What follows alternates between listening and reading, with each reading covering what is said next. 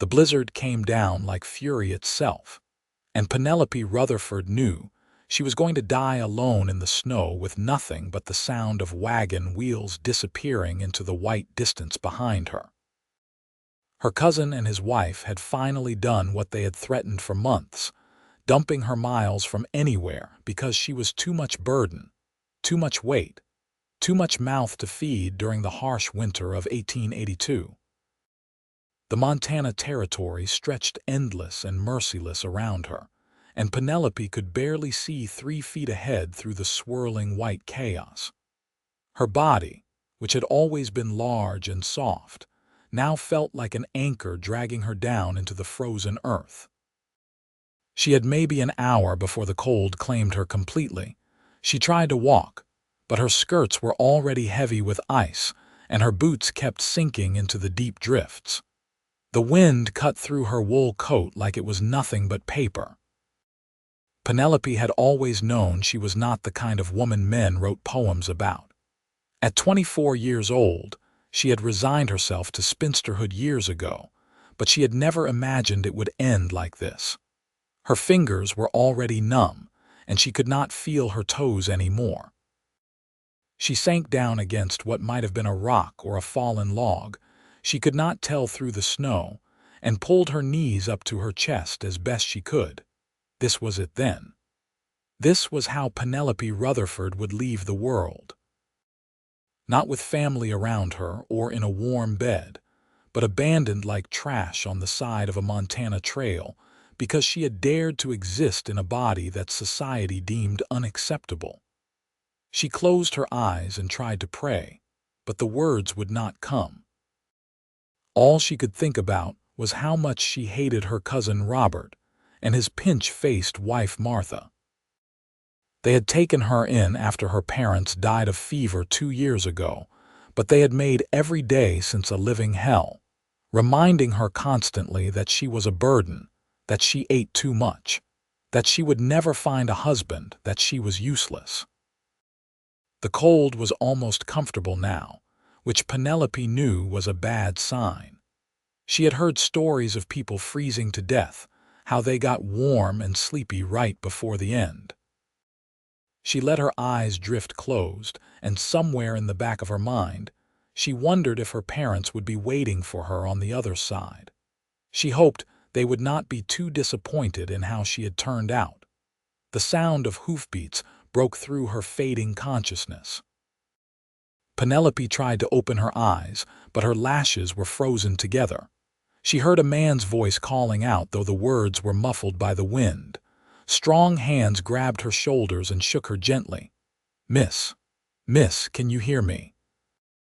Penelope forced her eyes open and found herself staring into the most striking green eyes she had ever seen.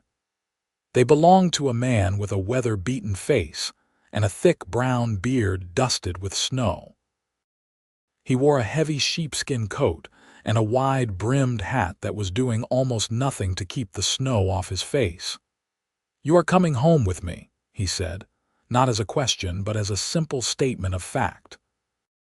Before Penelope could respond, even if she had been capable of forming words, the man scooped her up in his arms. She wanted to protest, to tell him she was too heavy, that he would hurt himself, but he lifted her as easily as if she weighed nothing at all. He carried her to his horse, a massive roan gelding that stood steady despite the screaming wind. Getting her onto the horse was more complicated. The man, whoever he was, managed to haul himself up first and then pulled her up in front of him, settling her against his chest. He wrapped his coat around both of them as best he could and urged the horse forward. Penelope drifted in and out of consciousness, aware only of the steady rhythm of the horse's gait and the warm solidity of the man behind her. She did not know how long they rode. Time seemed to have no meaning in the white chaos of the blizzard. But eventually, she became aware that they had stopped moving and that the man was lifting her down from the horse. She heard a door open, and then blessed warmth surrounded her as they entered what must have been a cabin. The man laid her down on something soft, a bed or a couch, and began removing her frozen outer layers. "I need to get these wet clothes off you," he said, his voice gentle. "You are going to lose fingers and toes if we do not warm you up proper." Penelope tried to protest, tried to maintain some shred of modesty, but her body would not cooperate. The man worked efficiently, removing her coat, her dress, her petticoats, leaving her in just her chemise and drawers.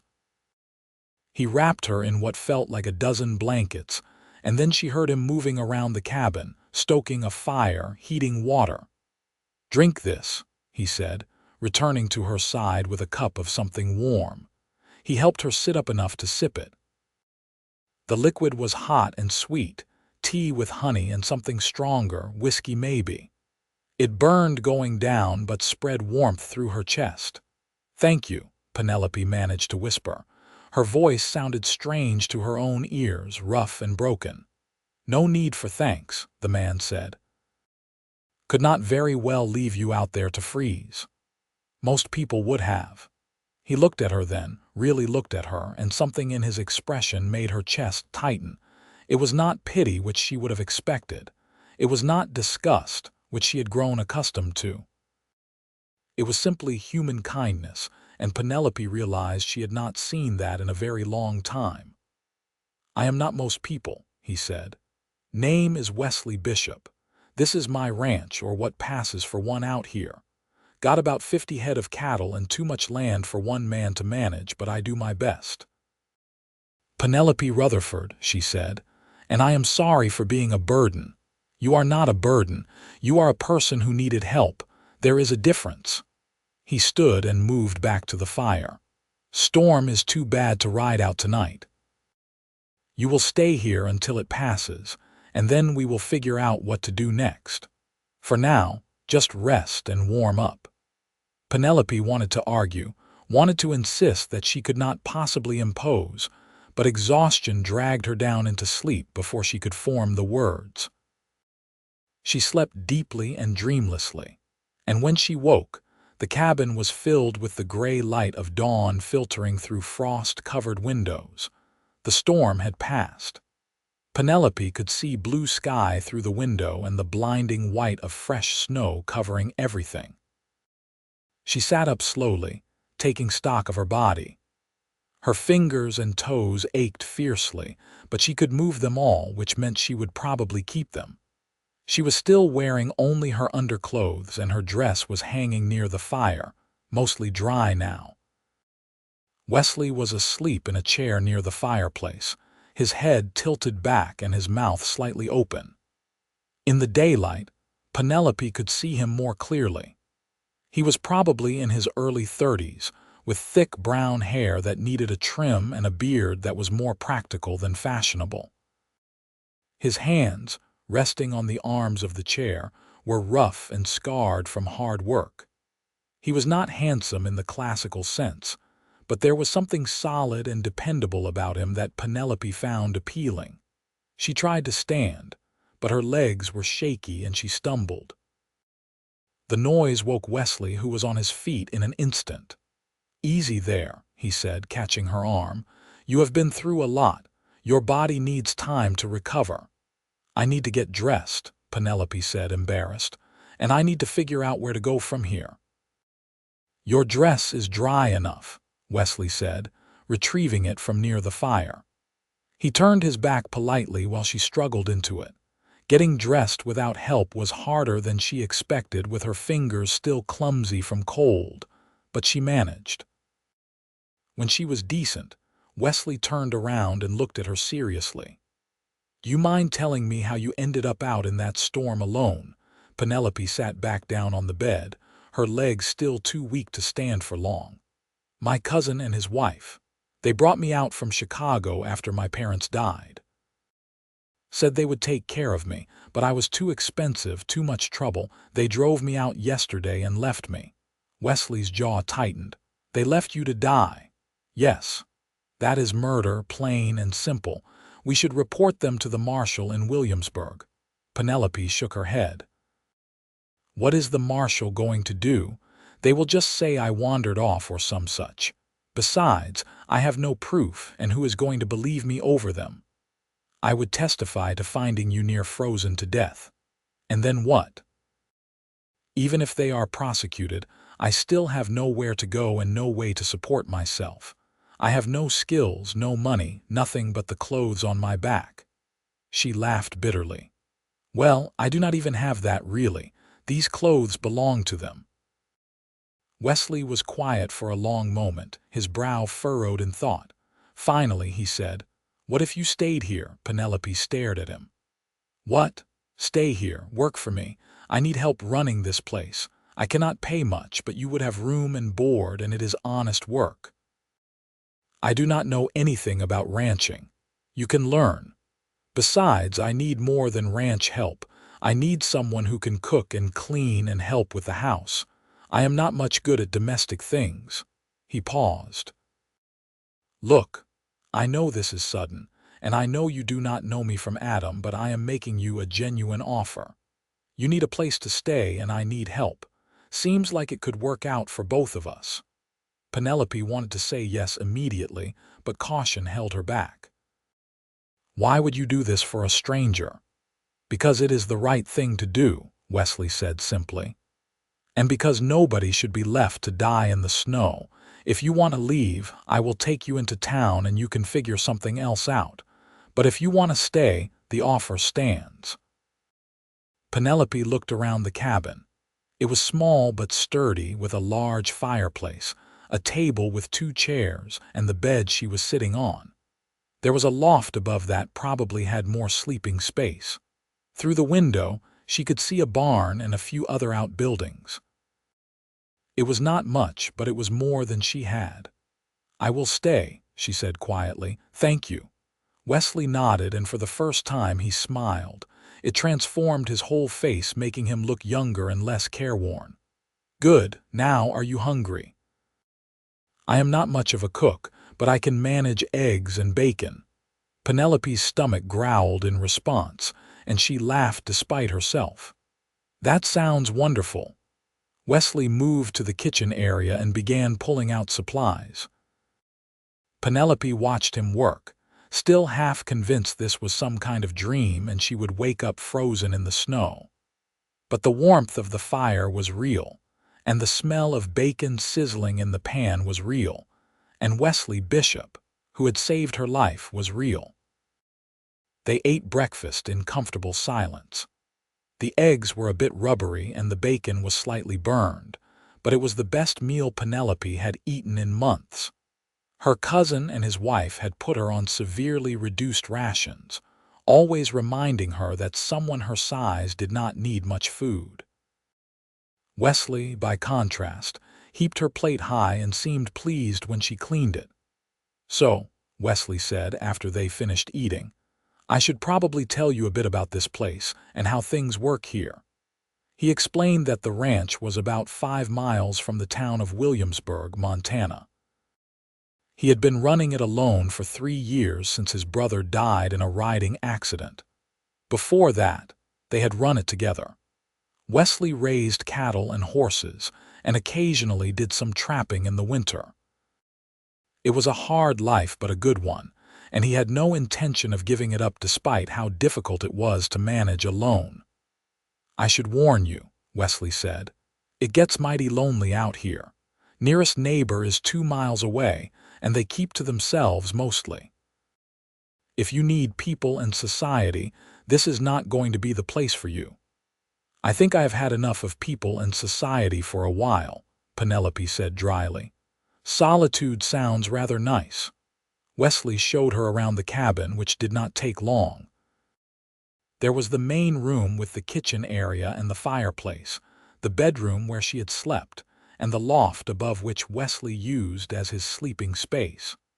There was a root cellar for storage and a small room off the back that served as a washroom. "You can have the bedroom," Wesley said. "I am used to the loft and it does not seem proper otherwise." Penelope started to protest, but Wesley held up his hand.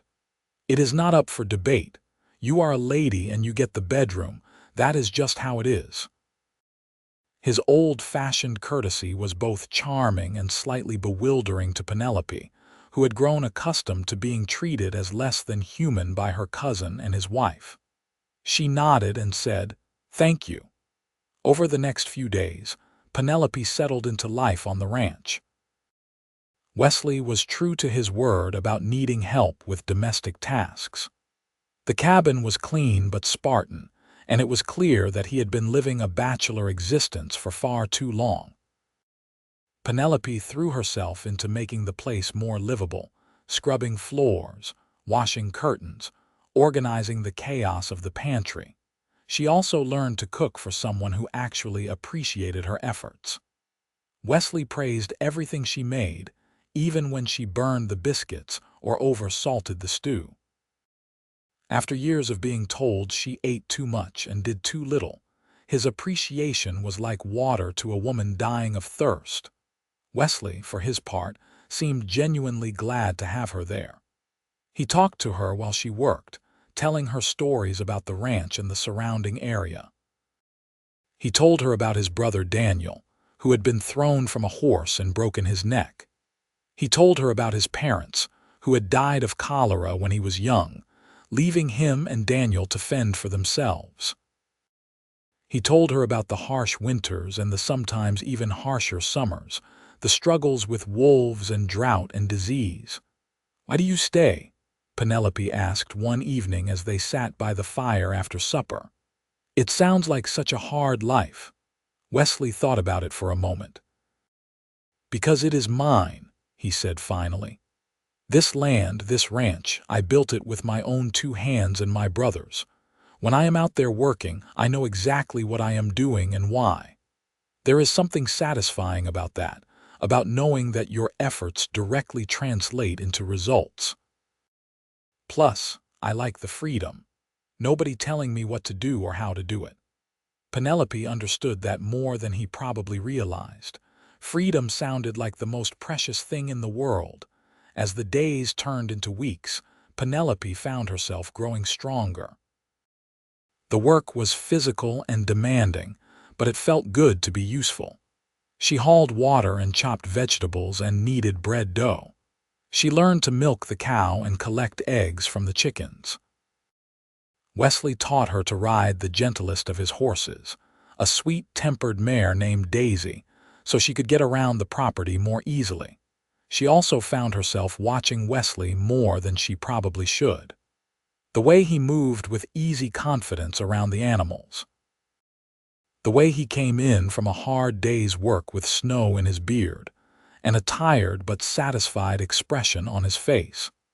The way he always made sure she had enough to eat and never once commented on her size or her appearance.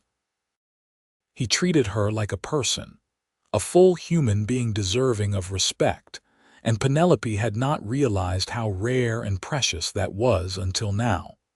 One night, about a month after she arrived, Wesley came in from checking on the cattle to find the cabin transformed. Penelope had spent the day making bread and a rich beef stew, and she had even found some dried apples to make a pie. The cabin smelled like heaven, and the table was set with the good dishes she had found packed away in a trunk. "What is all this?" Wesley asked, looking around in amazement. "I realized I've been here a month and I never properly thanked you for saving my life," Penelope said, feeling suddenly shy. "So I made dinner. A real dinner, not just the usual." Wesley hung up his coat slowly, his eyes still taking in the scene. "Penelope, you did not have to do this." "I wanted to." They sat down to eat and Wesley was uncharacteristically quiet.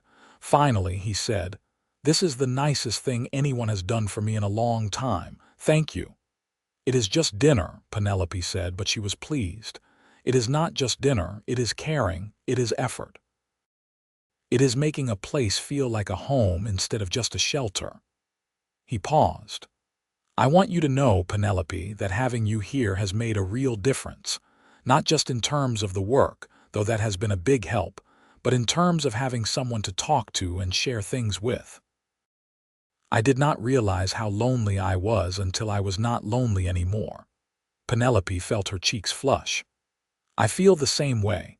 You saved my life, Wesley, and I do not just mean from the snow.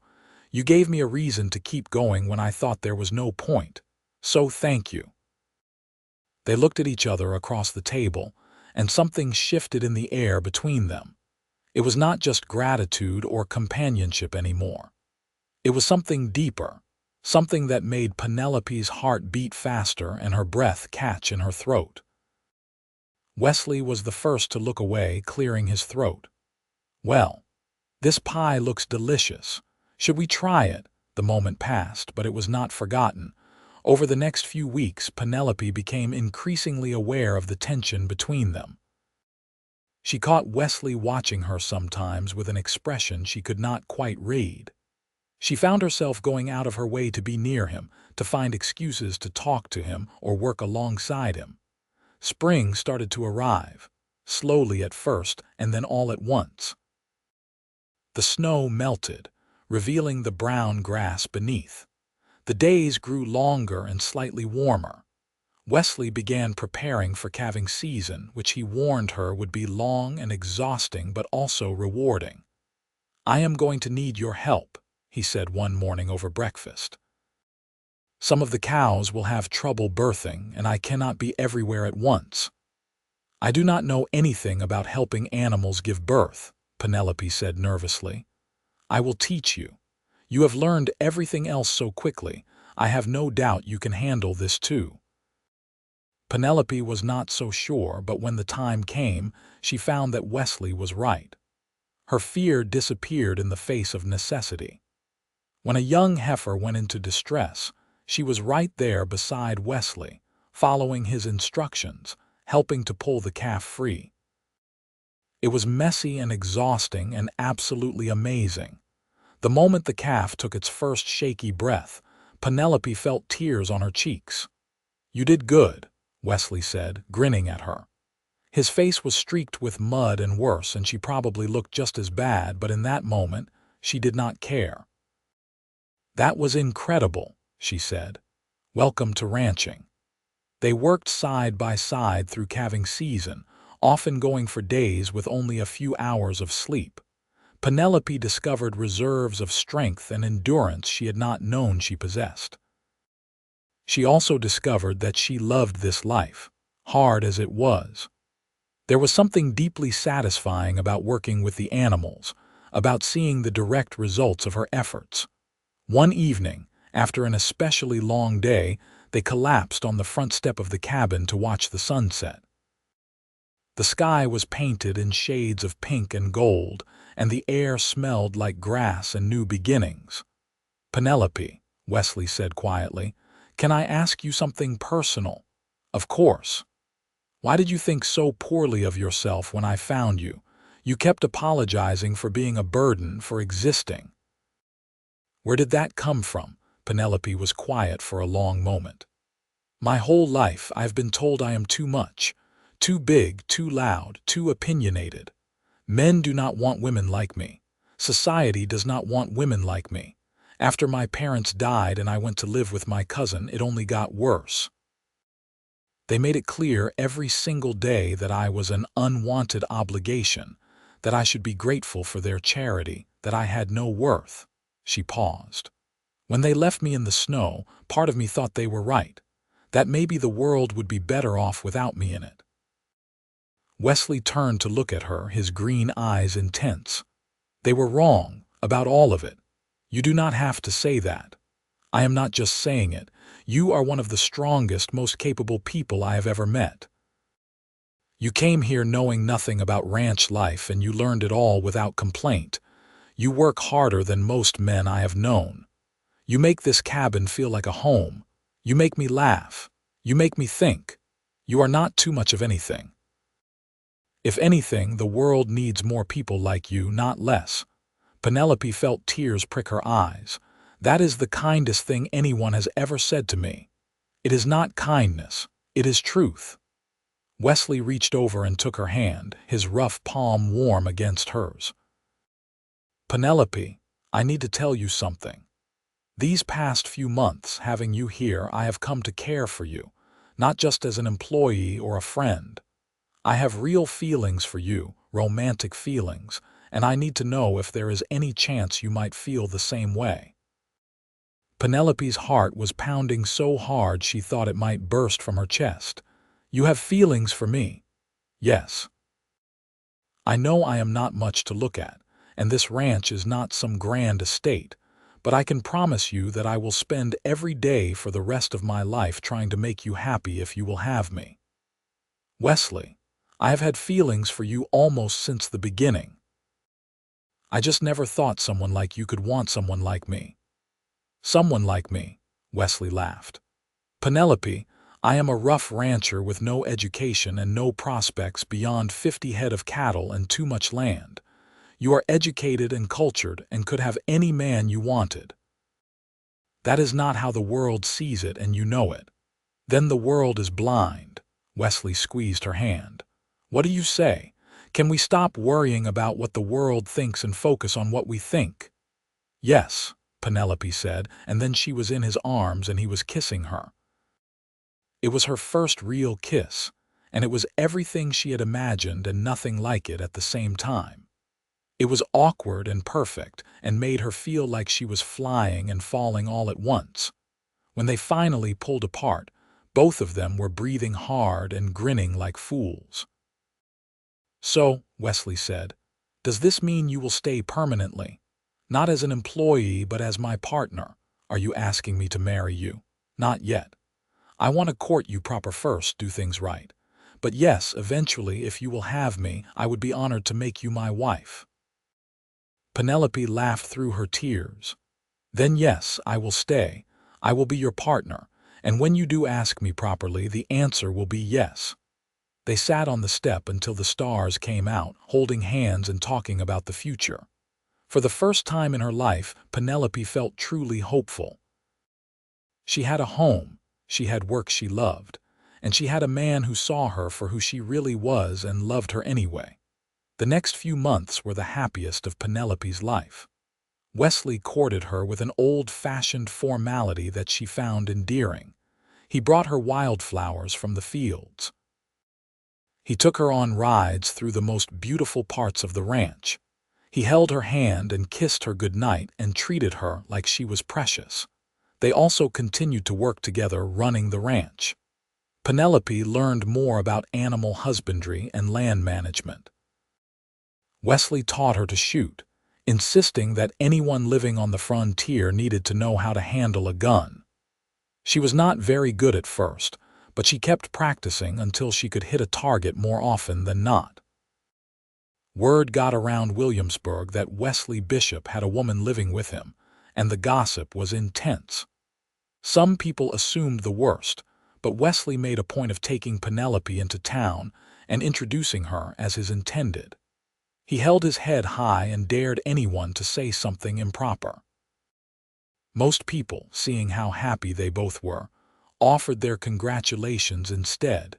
There were a few unpleasant encounters. Her cousin Robert and his wife Martha were still in the area, and they tried to make trouble, claiming that Penelope had run away and that Wesley had stolen her. But the marshal, a gruff man named Tom Henderson, took one look at Penelope's testimony and Wesley's corroboration, and told Robert and Martha that if he heard another word from them, he would arrest them for attempted murder.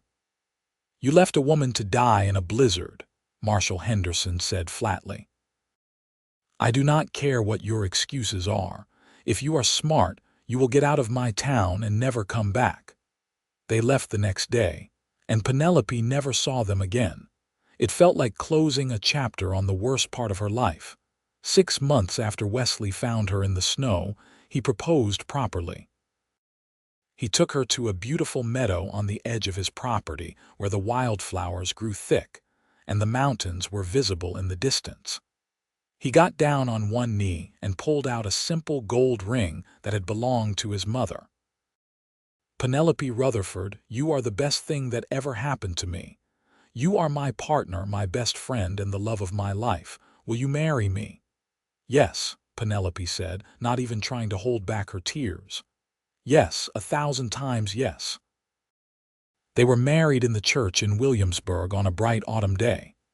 Half the town showed up, curious to see the wedding and to celebrate with them. Penelope wore a simple dress she had sewn herself, cream-colored with lace at the collar and cuffs. Wesley wore his best suit, which was a bit worn but still respectable. They spoke their vows in front of God and everyone, promising to love and cherish each other for the rest of their lives. The reception was held at the ranch, with tables set up in the yard and a fiddle player providing music. People danced and ate and drank and celebrated into the evening. Penelope felt like she was in a dream. A year ago, she had been dying in the snow, unloved and unwanted. Now she was surrounded by friends and neighbors, married to a man who adored her, with a home and a life she could be proud of. That night, after everyone had gone home, Wesley carried her over the threshold of their cabin. It was traditional and silly and absolutely perfect. He set her down gently and looked at her with such love that it took her breath away. "Mrs. Bishop," he said, "welcome home." "I have been home since the moment you found me," Penelope said, and kissed him. Their wedding night was tender and sweet and a little awkward, as first times often are. But they laughed through the awkwardness and held each other close and whispered promises in the dark. Penelope had never felt so loved, so wanted, so completely at peace with who she was. Life settled into a comfortable rhythm after the wedding. They worked the ranch together, making plans to expand the herd and improve the property. Wesley talked about building a bigger house someday, maybe adding a second story and a real parlor. Penelope started a garden and began raising chickens for eggs and meat. The first winter of their marriage was long and hard, but they weathered it together.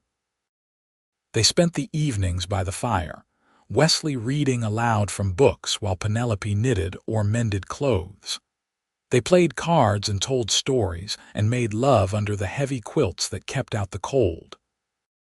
Sometimes they went days without seeing another soul, but they were never lonely because they had each other. Spring came again, bringing calving season and long days of hard work. Penelope had become skilled at assisting with difficult births, and Wesley relied on her completely. They made a good team, anticipating each other's needs and working in harmony. In late spring, Penelope realized she had missed her monthly courses. At first, she thought it was just stress or a change in her body from all the physical work. But when she missed a second month and started feeling nauseous in the mornings, she began to suspect the truth. She rode into town to see the doctor, a kindly older man named Dr. Franklin, who confirmed what she had already guessed. She was pregnant. The baby would come in early winter, around December or January. Penelope rode home in a daze, her mind whirling. She had never really thought about becoming a mother. She had assumed that part of life would pass her by along with marriage and love. But now it was happening, and she found that she was not scared so much as amazed. Wesley was in the barn when she got home, working on repairing a stall. She stood in the doorway, watching him for a moment before she spoke. "Wesley," he looked up and smiled. "How was town?" "Fine." "Good, actually." She took a deep breath. "I have some news." Something in her tone made him put down his tools and give her his full attention. "What is it?" "I am pregnant. We are going to have a baby." Wesley's face went through several expressions in rapid succession: shock, disbelief, and then pure joy. He crossed the distance between them in 3 long strides and swept her up in his arms, spinning her around. "We are having a baby," he shouted, then immediately set her down, looking worried. "Sorry, should I not have done that? I do not want to hurt you or the baby," Penelope laughed. "I am fine. The baby is fine. We are both fine." "A baby," Wesley said wonderingly. He put his hand on her still flat stomach. "Our baby. Are you happy?" "Happy, Penelope, I am over the moon. I am going to be a father. You are going to be a mother. We are going to be a family." He kissed her deeply. "This is the best news I have ever gotten in my life." The pregnancy was not easy. Penelope was sick for the first few months, barely able to keep anything down. Wesley fussed over her constantly, bringing her dry crackers and ginger tea and adjusting the pillows behind her back. As she grew bigger, the work became harder, but she stubbornly insisted on doing as much as she could. "I am pregnant, not an invalid," she told Wesley when he tried to get her to rest. "I know, but I worry about you." "I am tougher than I look," Wesley smiled. "I know that too. You are the toughest person I know." As winter approached, Wesley became increasingly anxious. He made sure they had plenty of supplies laid in, and arranged for Dr. Franklin to stay in town rather than making his usual winter trip to visit his daughter in Helena. He prepared the bedroom meticulously, building a cradle out of pine wood and making sure there were plenty of blankets and warm clothes for the baby. The baby came on a cold January night during a snowstorm. It seemed fitting somehow that Penelope's child would be born during the same kind of weather that had almost killed her 2 years before. But this time, she was safe and warm in her own home with her husband beside her and a doctor to help. The labor was long and painful, lasting through the night and into the next day. Wesley held her hand and wiped her forehead and told her how strong she was and how much he loved her. Dr. Franklin was calm and competent, guiding her through the process. Finally, as the sun was setting on the second day, their son was born.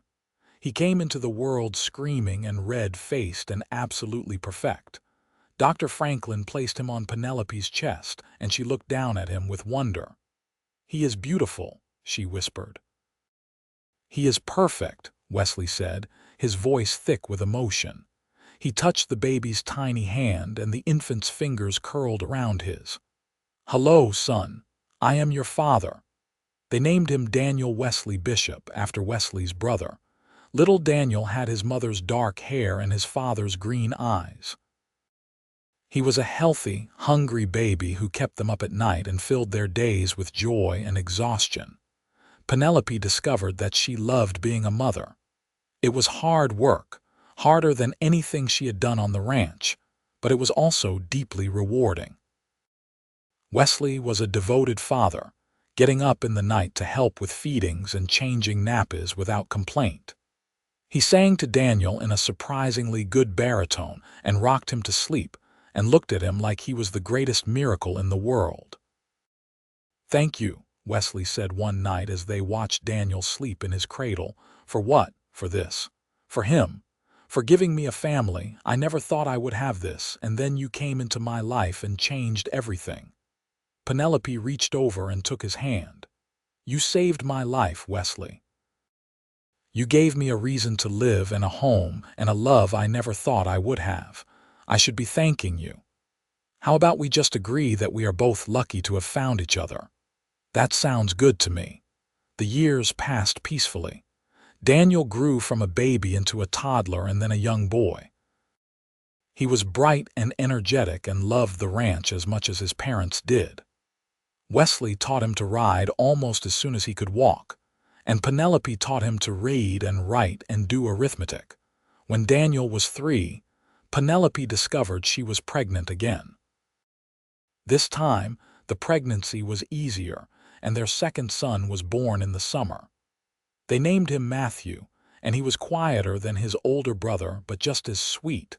Life on the ranch continued. They expanded the herd and built the bigger house Wesley had dreamed of. They made friends with their neighbors and became pillars of the Williamsburg community. Wesley served on the town council, and Penelope started a ladies' aid society that helped newcomers get established in the area. Sometimes, usually late at night when everyone else was asleep, Penelope would think about that day in the snow when she had been ready to die. She would think about how close she had come to never experiencing any of this. The love, the family, the home, the life she had built with Wesley. It made her grateful for every single day.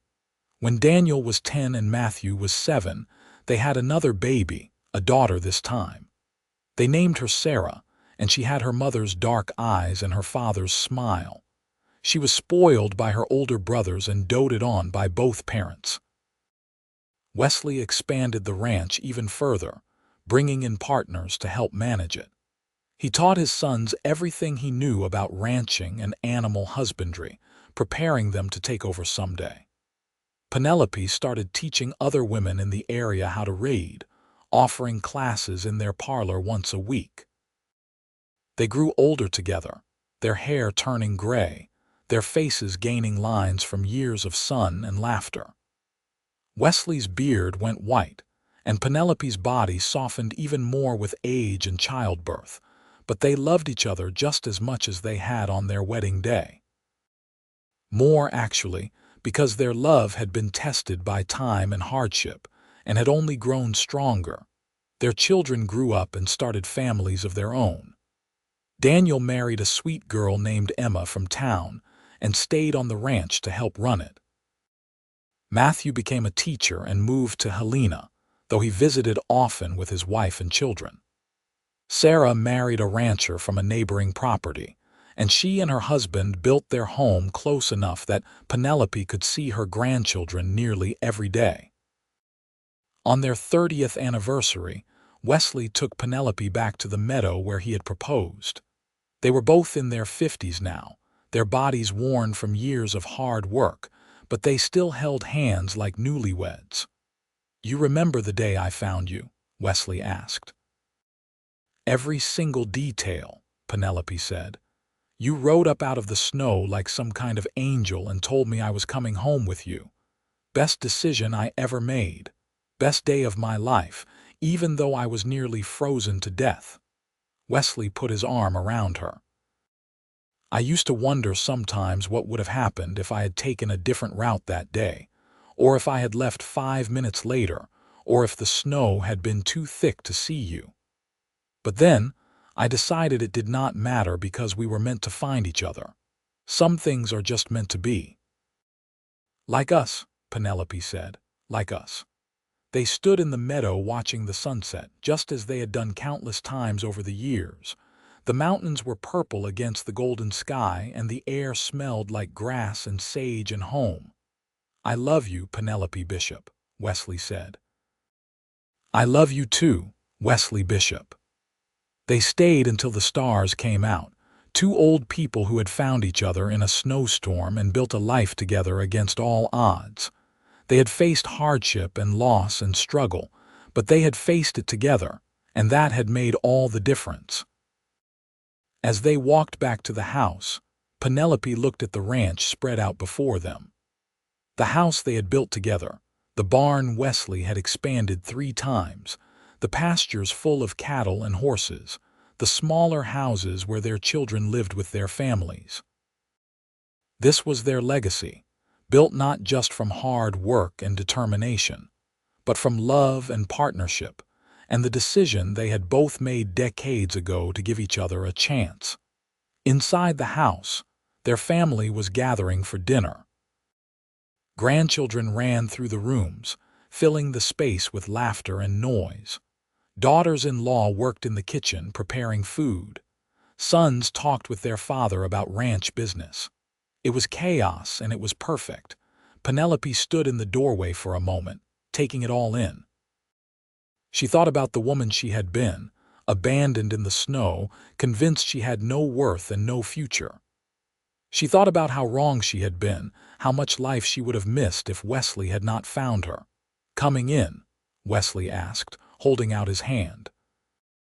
Penelope took it, lacing her fingers through his. "Yes, let us go home."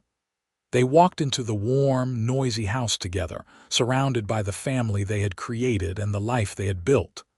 Outside, snow began to fall soft and gentle this time, covering the ranch in white. But inside, there was warmth and love and the knowledge that they had found exactly where they belonged. The years continued to roll by, bringing new grandchildren and eventually great-grandchildren. Wesley and Penelope grew more frail, but they remained sharp-minded and loving. They spent their days sitting on the porch they had built together, watching their descendants work the land and live their lives. When they were both in their early 70s, Wesley fell ill. It was pneumonia, brought on by a particularly harsh winter. Dr. Franklin, now very old himself, did what he could, but they all knew it was serious. Penelope stayed by Wesley's bedside, holding his hand and talking to him about the life they had shared. "I am not afraid," Wesley said one evening. "I've lived a good life, a full life. I have you and our children and our grandchildren. A man cannot ask for more than that." "Do not talk like that," Penelope said, though tears were streaming down her face. "You are going to get better." "Maybe," Wesley said. "But if I do not, I need you to know that loving you was the greatest adventure of my life. You were worth every moment, every struggle, every hardship. I would do it all again in a heartbeat." "I love you," Penelope whispered. "I love you too. Always have, always will." But Wesley did recover, defying everyone's expectations. He was weaker than before, and he could not work the ranch like he used to, but he was alive. He and Penelope spent even more time together, appreciating each day as the gift it was. They made it to their 40th anniversary, surrounded by so many children, grandchildren, and great-grandchildren that they could barely count them all. The party lasted all day, with food and music and dancing. Wesley and Penelope sat in places of honor, holding hands and watching their family celebrate. 40 years, Penelope said. "Can you believe it?" "Feels like yesterday and forever ago at the same time," Wesley said. Daniel, now a middle-aged man himself with silver at his temples, stood up to make a toast. "To my parents," he said, raising his glass, "who taught us what love and partnership really mean, who built this ranch and this family from nothing but hard work and determination, who showed us that where you come from does not matter nearly as much as where you choose to go. To Wesley and Penelope Bishop." "To Wesley and Penelope," everyone chorused, raising their glasses.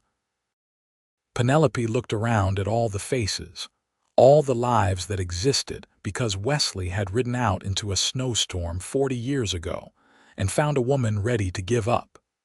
It was humbling and amazing and almost too much to comprehend. That night, after everyone had gone home and the house was quiet, Wesley and Penelope lay in bed together, holding hands in the darkness. "No regrets?" Wesley asked. "Not a single one," Penelope said. "You? Only that I did not find you sooner."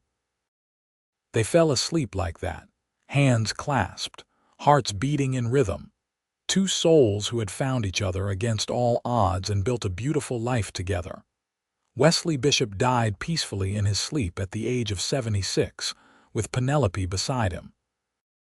She woke in the morning to find him gone, his face peaceful and his hand still warm in hers.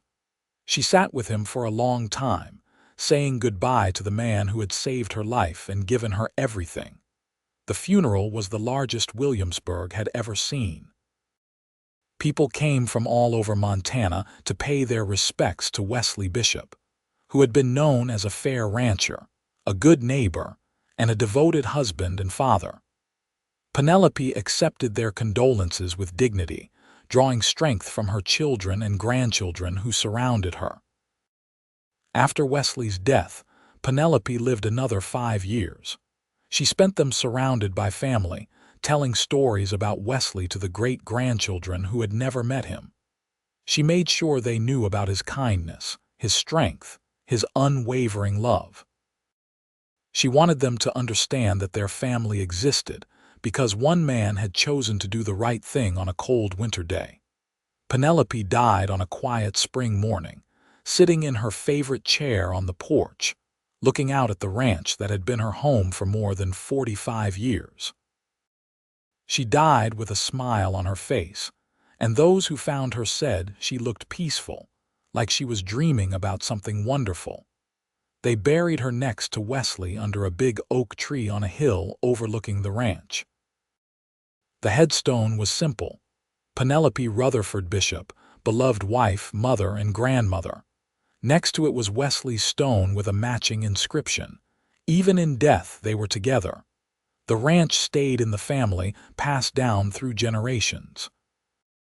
Daniel's children and grandchildren continued to work the land, maintaining the legacy that Wesley and Penelope had built. The story of how they met became family legend, told and retold around dinner tables and campfires. Your great-great-grandfather found your great-great-grandmother in a snowstorm, parents would tell their children. He saved her life, and then they fell in love and built all of this together. What happened to the people who left her in the snow? The children would ask. They left Montana and were never heard from again. But it does not matter what happened to them. What matters is what happened to Penelope and Wesley. They found each other and they chose love, and that made all the difference. And so the story lived on, generation after generation, a testament to the truth that sometimes the darkest moments lead to the brightest futures, and that one act of kindness can change not just one life but countless lives to come. Wesley and Penelope's love story became woven into the fabric of their family's history, a reminder that real love is built on respect and partnership, and the daily choice to see the best in each other.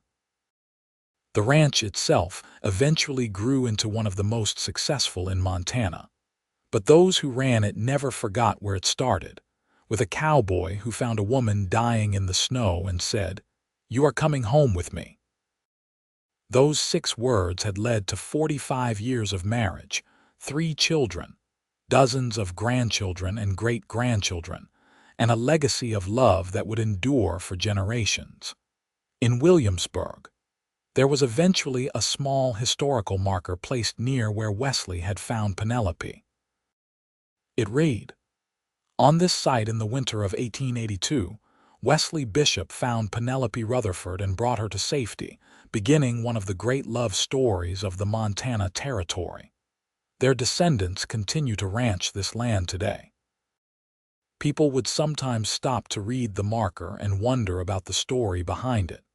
Some of the Bishop descendants would be happy to tell them, sharing the tale of how their family began with an act of compassion in a snowstorm. It was a story of resilience, of second chances, of finding love in the most unexpected places, and of building a life together against all odds. And if you asked any of the bishops what the moral of the story was, they would tell you it was simple. Kindness matters, love transforms, and it is never too late to start over. Penelope had been ready to give up, convinced she had no value and no future. Wesley had seen the truth that everyone else had missed, that she was strong and capable and worthy of love. Together, they had proven that where you start does not determine where you finish, and that sometimes the people society dismisses are the ones with the most to offer. The last person to hear the story firsthand was Wesley and Penelope's great-great-granddaughter, who sat with her great-grandmother Bishop, Daniel's daughter, just before the old woman passed away at the age of 97. "Tell me again about how great-great-grandpa found great-great-grandma," the girl asked. The old woman smiled, her eyes distant with memory. "It was the worst blizzard Montana had seen in years. She was abandoned, left to die, and she had given up hope. But your great-great-grandfather was out checking his stock and he found her. He did not hesitate, did not question. He just said, 'You are coming home with me,' and he brought her back to the ranch. She stayed and they fell in love, and everything we have today started from that moment." "What was the best part?" the girl asked. "The best part was that they loved each other every single day for more than 40 years. They worked together, they raised their family together, and they built this ranch together. They showed us what a real partnership looks like, what real love looks like. That is their legacy, sweetheart, not the land or the cattle or even the family name." Their legacy is showing us that love is a choice you make every day, and that choosing to love someone and be there for them is the most important thing you can do. The girl thought about that for a moment. I hope I find love like that someday. You will, her great-grandmother said. And when you do, remember Wesley and Penelope.